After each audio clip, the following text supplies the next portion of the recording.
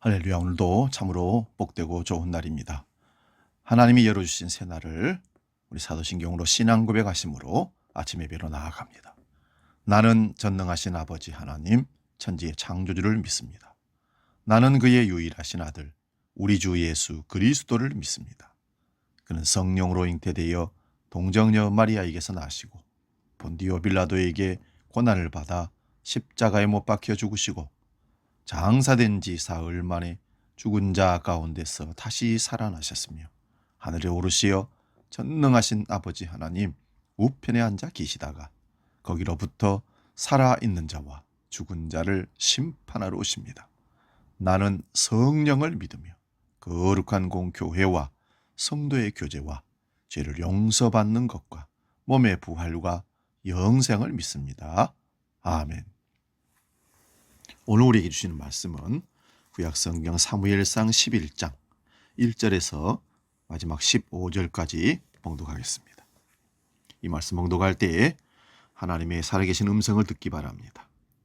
구약성경 423면에 있는 사무엘상 11장 1절에서 15절 봉독합니다.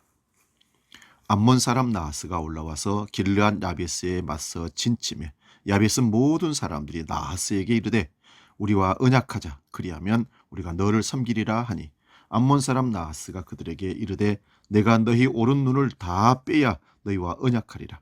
내가 온 이스라엘을 이같이 모욕하리라.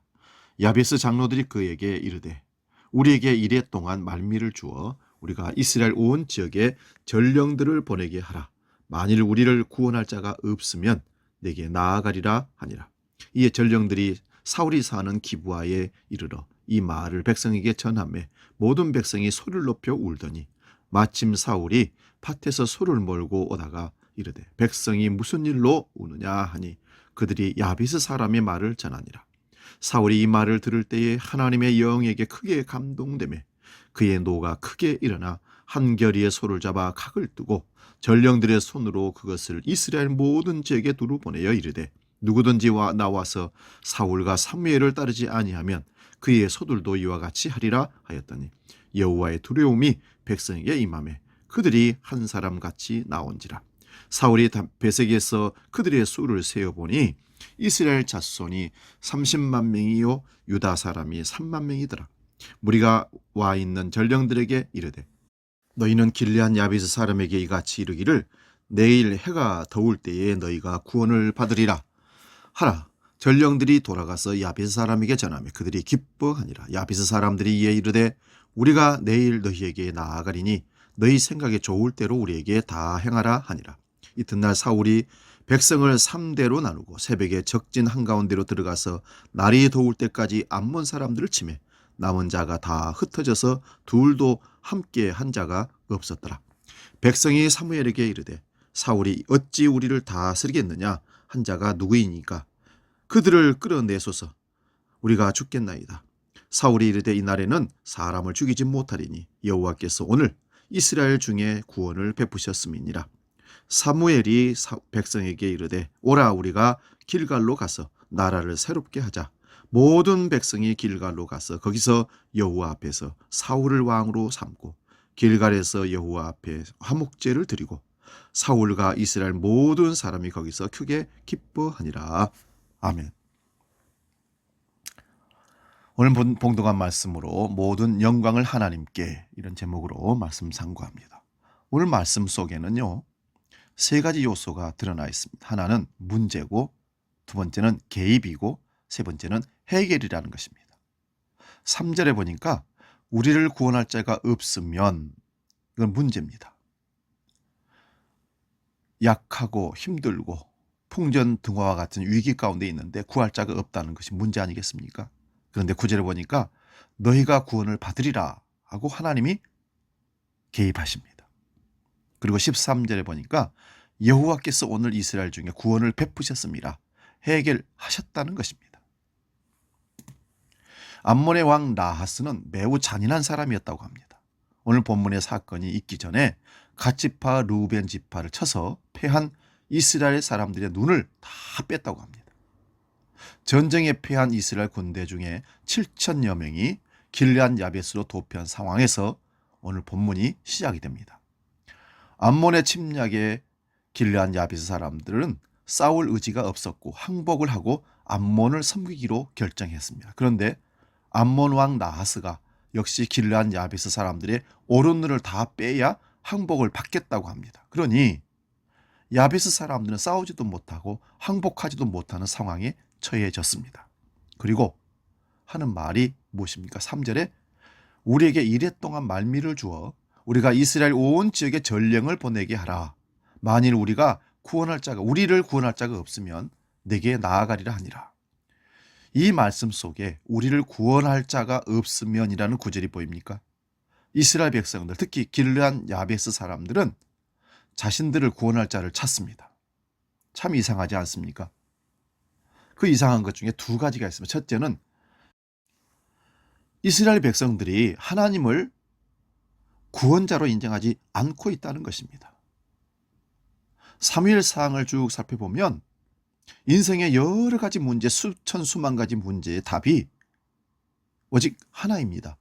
하나님입니다. 하나님께서 우리의 구원자라는 말씀입니다. 그런데 확실히 인간은 망각하는 동물이라고 답을 또 우리는 낼 수밖에 없습니다. 그러면서 자신을 구원할 자를 또 찾습니다. 하나님을 잊어버리고 나를 구원해 줄 자, 나를 보호해 줄 자, 나에게 힘을 더할 것이 무엇인지를 찾는 것이 인간인 것 같습니다. 이럴 때마다 하나님이 대단하다고 생각합니다. 잊었느냐? 그럼 다시 기억하라. 그러면서 또 구해 주십니다. 여러분, 3절의 사람들이 우리를 구원할 자가 없으면이라고 하면서 구원할 자, 즉 답을 찾습니다. 그때 9절을 보십시오. 너희가 구원을 받으리라는 말씀이 나타납니다. 구원할 자를 찾는 사람에게 너희가 구원을 받으리라고 약속을 하나님이 주십니다. 그리고는 13절에서 여호와께서 오늘 이스라엘 중에 구원을 베푸셨습니다. 하나님이 해결해 주어버립니다. 구원할 자를 찾는 사람들에게 누가 구원을 베푸십니까? 결론은 역시 하나님이십니다. 하나님께서 구원을 베푸시고 계십니다. 수많은 사람들이 인생의 답을 찾습니다. 이런 문제 저런 문제 어떻게 해결할 수 있을까? 그런데 대부분 답을 찾지 못합니다. 답답한 인생을 삽니다.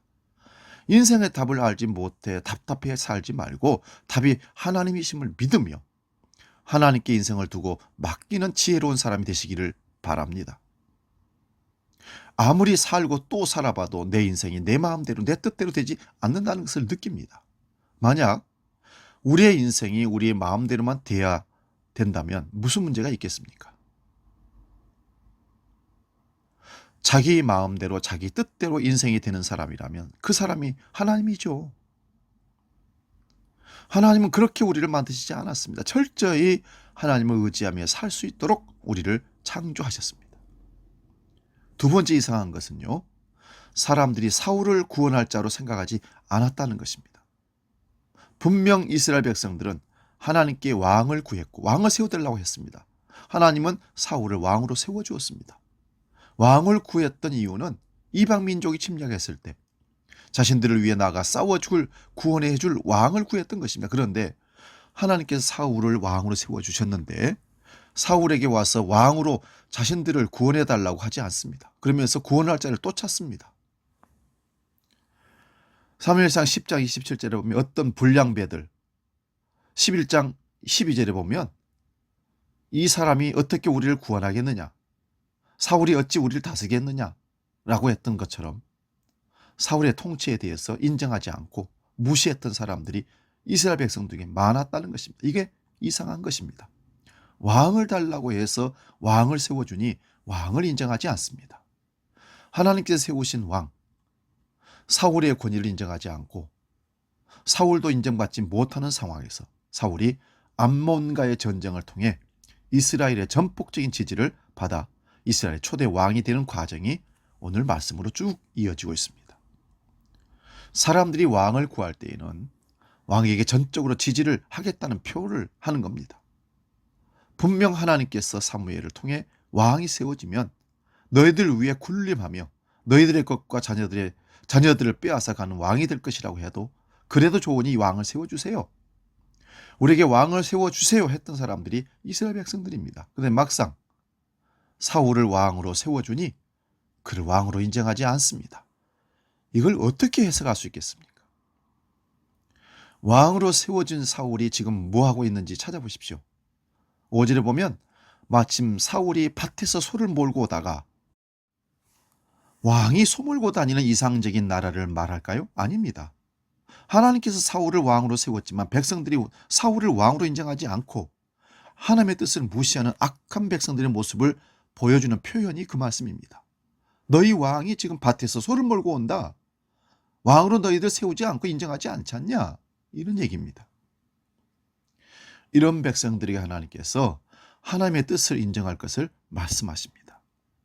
하나님의 뜻에 따라 왕으로 세움받은 자, 사울에게 어떤 일이 일어납니까?